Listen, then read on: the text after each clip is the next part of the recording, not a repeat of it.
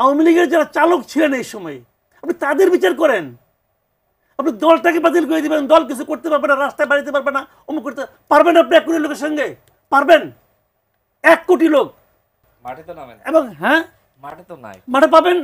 ওই যে আওয়ামী লীগ যখন ক্ষমতায় ছিল তখন বিএনপি বলতো পুলিশ ছাড়া আসেন দেখাই দেবো, বলতো না?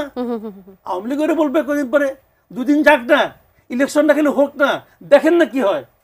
আজকে তারা মাঠ দাপায় বেড়াচ্ছে, তখন মাঠে তারা 10 কদম হাঁটতে পারে কিনা দেখেন। দুজন দর্শক আছেন এই মুহূর্তে আমার সঙ্গে, তাদের সাথে একটু কথা বলতে চাই। দর্শক স্বাগত জানাই। কে বলছেন, কোথা থেকে বলছেন, আপনার প্রশ্ন করবেন। আমি রংপুর থেকে সাদ্দাম হোসেন বলছি। বলবেন। আমার প্রশ্নটা হচ্ছে কি, এই বর্তমান যে অন্তর্বর্তী সরকার, ইনি বলেছেন এবারকার নির্বাচন শ্রেষ্ঠ নির্বাচন হবে। আওয়ামী লীগ অংশগ্রহণ না নিলে আদৌ কি শ্রেষ্ঠ নির্বাচন হবে? বলবেন আপনার প্রশ্ন। আমি যে প্রশ্নটি করতে চাই, বর্তমান রাষ্ট্রপতির অধীনে বর্তমান উপদেষ্টা পরিষদ শপথ গ্রহণ করেছিলেন। তাহলে এই সরকার যখন রাষ্ট্রপতির ছবি সরিয়ে ফেলার নির্দেশ দিলেন বা সরিয়ে ফেললেন, তখন বর্তমান উপদেষ্টা পরিষদ বা সরকার তাদের ক্ষমতায় থাকার নৈতিকতা হারিয়েছেন কিনা, তারা ক্ষমতায় থাকতে পারেন কিনা? তারা তো রাষ্ট্রপতিকে অপদস্থ করেছেন, সংবিধানকে অপদস্থ করলেন। একজন দর্শক আছেন এই মুহূর্তে আমাদের সঙ্গে, তার প্রশ্নটি নিতে চাই। স্বাগত জানাই। কে বলছেন, কোথা থেকে বলছেন, আপনার প্রশ্নটি করবেন। হ্যালো, যে শুনতে পাচ্ছি। আচ্ছা, আমি আরিফ বলছি মিরপুর থেকে। হ্যাঁ, বলবেন।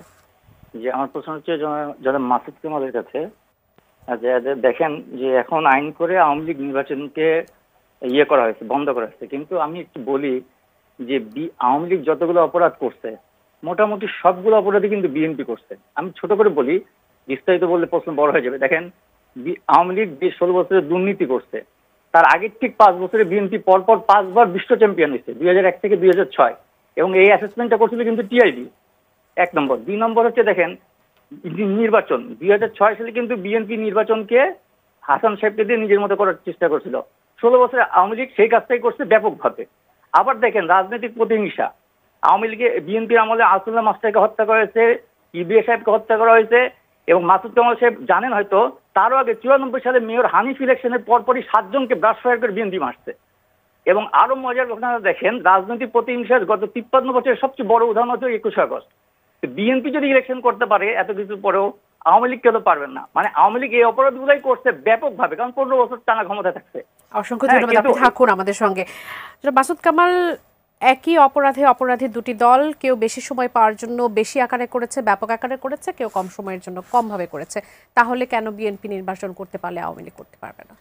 আওয়ামী লীগ নির্বাচন করতে না পারার কারণ কিন্তু বিএনপির সঙ্গে তুলনা না। আওয়ামী লীগ নির্বাচন করতে পারছে না এই কারণে যে এখন যারা ক্ষমতায় আছে, যারা নির্বাচন দিচ্ছে, তারা চায় না আওয়ামী লীগ নির্বাচন করুক, অতএব আওয়ামী লীগ নির্বাচন করতে পারছে না। বাদ বাকি যে সমস্ত আইন কানুন লজিক দেখাচ্ছেন না, এগুলো অর্থহীন, এগুলি কেউ গুরুত্ব দিচ্ছে না। তো এখন যারা নির্বাচনটা কন্ডাক্ট করতেছেন ওনারা চান না যে আওয়ামী লীগ নির্বাচন করুক, অতএব আওয়ামী লীগ নির্বাচন করতে পারছে। এটি হচ্ছে মূল বিষয়, এটাই মূল বিষয়। বাকি যে সমস্ত লজিক এন্টি লজিক যা যা বললেন, ভাই এটা নিয়ে আপনি আলোচনা করেন, আমিও করতে পারি, কিন্তু কোনো কাজ হবে না। রাশেদ খান যে কথাটা বললেন যে আওয়ামী লীগের নির্বাচন না করার ক্ষেত্রে উনি যে যুক্তিটা দিলেন, আমি এই যুক্তির সঙ্গে একেবারে একমত না, একদমই এক। কিভাবে? আমি কারণটা বলি। বিষয় হলো আওয়ামী লীগ যে গণহত্যা চালাইছে, যে লোককে মারছে 1500 নাকি 1000 আমি জানি না, কারণ জাতিসংঘ বলে 1500, গভর্নমেন্ট বলে প্রায় 1000, গভর্নমেন্ট কিন্তু 1000 হ্যাঁ প্রায় 1000 বলে। তো যে সংখ্যাটা যাই হোক না কেন, হোয়াট এভার ইট ইজ, এটা নিয়ে আমার কোনো বক্তব্য নেই। এর জন্য এটাকে গণহত্যা হিসেবে আমি বলবো। এর জন্য বিচার হওয়া উচিত নিঃসন্দেহে। কার বিচার হওয়া উচিত? যাকে আপনি চিহ্নিত করেছেন, যার যার বিরুদ্ধে মামলা হবে, সবার বিচার হওয়া উচিত। আপনি ধরেন এই কাজটার সঙ্গে জড়িত আছে শেখ হাসিনা, তার মন্ত্রী পরিষদ, অথবা তার আগের মন্ত্রী পরিষদ, অথবা তার আগের মন্ত্রী পরিষদ। তার মানে 2014 থেকে শুরু করে 2024 পর্যন্ত এই প্রত্যেকটা মন্ত্রী পরিষদের সদস্যের বিরুদ্ধে আপনি মামলা করেন। আওয়ামী লীগের সেন্ট্রাল কমিটি এই সময় যতগুলি মেম্বার ছিল সবার বিরুদ্ধে মামলা করেন। আওয়ামী লীগের যারা নাকি এমপি ছিল সবার বিরুদ্ধে মামলা করেন। আওয়ামী লীগের যারা এমপি হতে চেয়েছিল, নমিনেশন পেপার কিনেছিল, সবার বিরুদ্ধে মামলা করেন। আওয়ামী লীগের যখন উপজেলা কমিটি পর্যন্ত আপনি যান, যত উপজেলা কমিটি যত মেম্বার ছিল সবার বিরুদ্ধে মামলা করেন।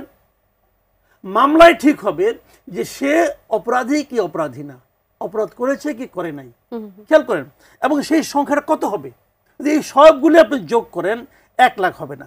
ধরলাম 1 লাখ না, 2 লাখ, ধরলাম 5 লাখ। ধরলাম 10 লাখ হয়েছে, আমি আপনাকে গ্যারান্টি দিয়ে বলছি আওয়ামী লীগ যেবার সবচেয়ে কম ভোট পেয়েছে যে বছর 2001 সালে, ওটাকে আমি 2091 আগেগুলিকে নির্বাচনী মনে করি না, এমনকি 73 যে ইলেকশন হয়েছে যেটাকে শেখ মুজিব করছিল ওটাকে আমি নির্বাচন মনে করি না। আমি যদি 91 সাল থেকে নির্বাচন মনে করি, আওয়ামী লীগ সবচেয়ে কম ভোট পেয়েছে 2001 সালে। সেইবার তারা 2,28,00,000 ভোট পেয়েছে।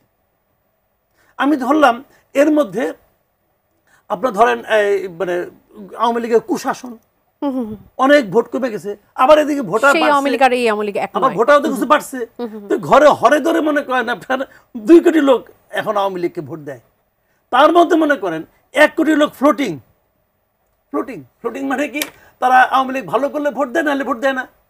কিন্তু আমি আপনাকে চ্যালেঞ্জ দিয়ে বলি, এই দেশে মিনিমাম 1 কোটি লোক আছে যারা জীবনে কোনোদিন নৌকা ছাড়া অন্য কোনো মার্কায় ভোট দেয় নাই এবং দিবেও না।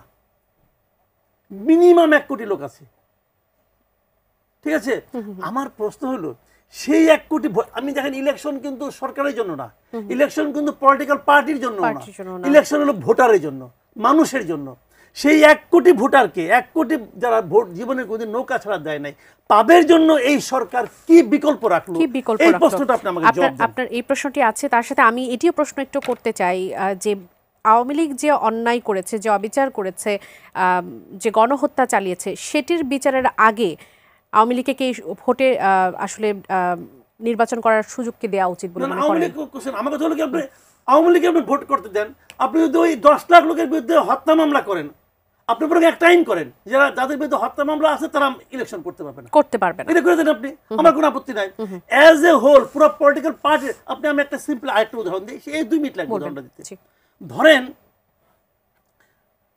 একটা স্কুল, শিক্ষা প্রতিষ্ঠানের পাশ দিয়ে একটা গাড়ি বাস যাচ্ছে, সেই বাসে চাপা পড়ে 2 জন শিক্ষার্থী মারা গেল। স্টুডেন্টরা যে কি করবে, ধরা যাক সেটা হলো আপনার টাটা কোম্পানি বাস, স্টুডেন্টরা যে কি করবে, এখন স্টুডেন্টদের করণীয় কি?